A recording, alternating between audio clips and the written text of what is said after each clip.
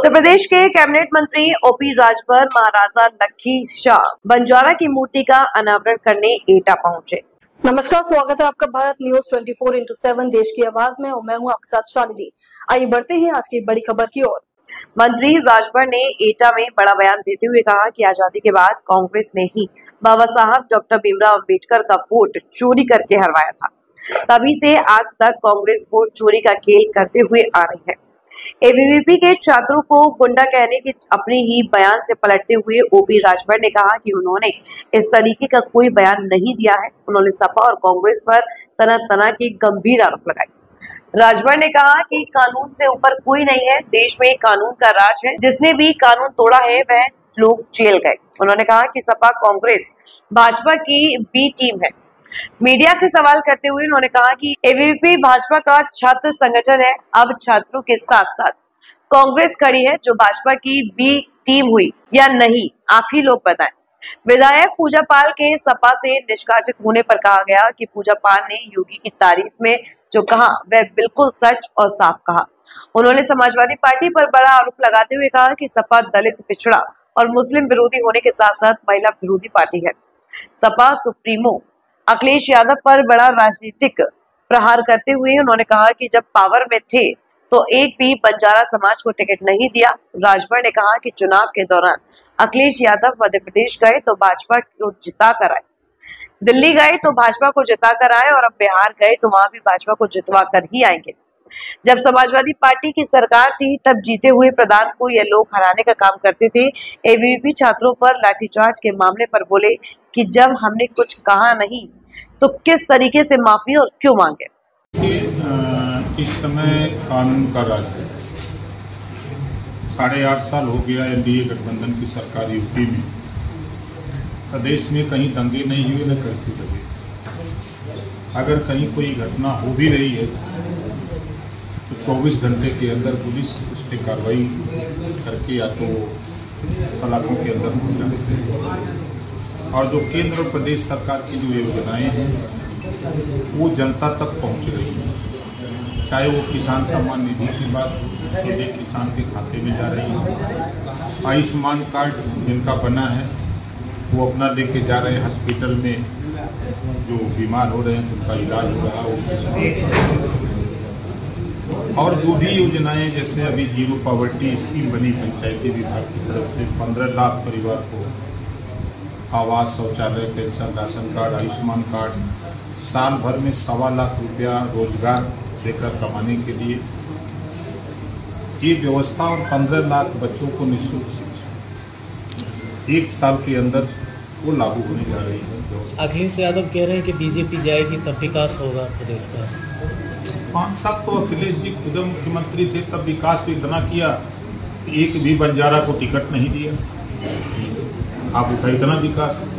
मंत्री power is the master की जब है तो पावर आपने अपने पास रखा। वो पावर आपने दिया होता प्रजापति को, पावर दिया होता पाल को, पावर दिया होता आरा बंसी को।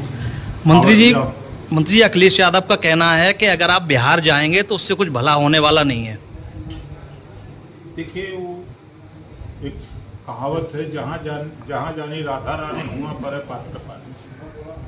अखिलेश जी गए मध्य प्रदेश तो वहाँ भाजपा को जिता के आए, दिल्ली गए तो भाजपा को जिता के आए, और अब बिहार गए हैं तो वहाँ भी भाजपा को जितवा के आएंगे। देखिएगा रिजल्ट आपके सामने। मंत्री जी एबीवीपी छात्रों के साथ मारपीट की गई, लाठीचार्ज किया गया, उस पर क्या कहना है?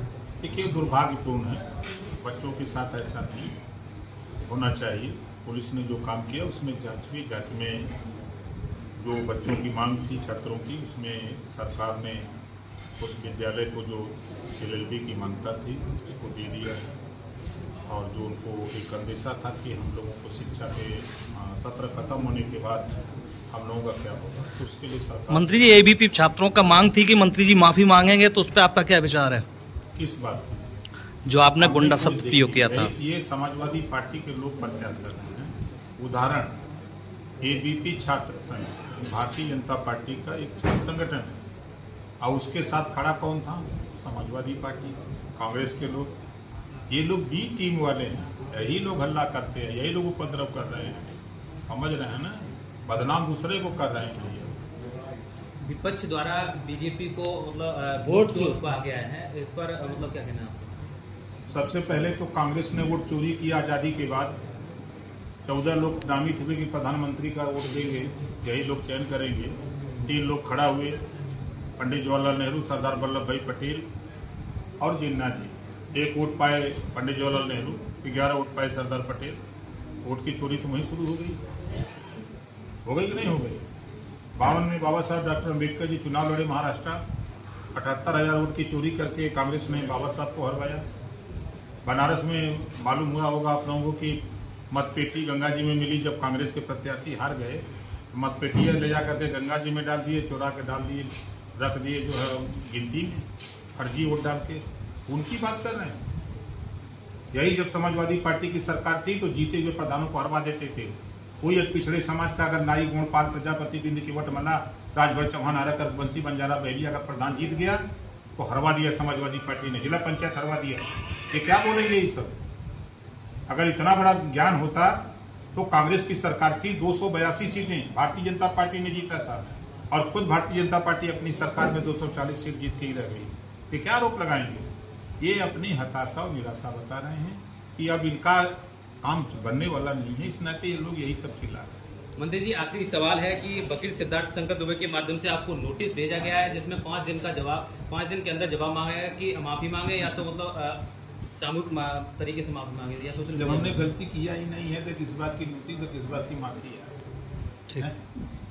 मंत्री जी, अखिलेश जी ये कहते हैं कि खबरों में अब तक के लिए बस इतना ही। फिर होगी आपसे मुलाकात, तब तक के लिए नमस्कार और देखते रहिए भारत न्यूज 24/7 देश की आवाज। ऐसे ही लेटेस्ट अपडेट पाने के लिए हमारे चैनल को सब्सक्राइब करें और तुरंत नोटिफिकेशन पाने के लिए बेल आइकन दबाना ना भूलें। यदि आप हमें फेसबुक या इंस्टा के माध्यम से देख रहे हैं तो हमारे पेज को फॉलो जरूर करें। धन्यवाद।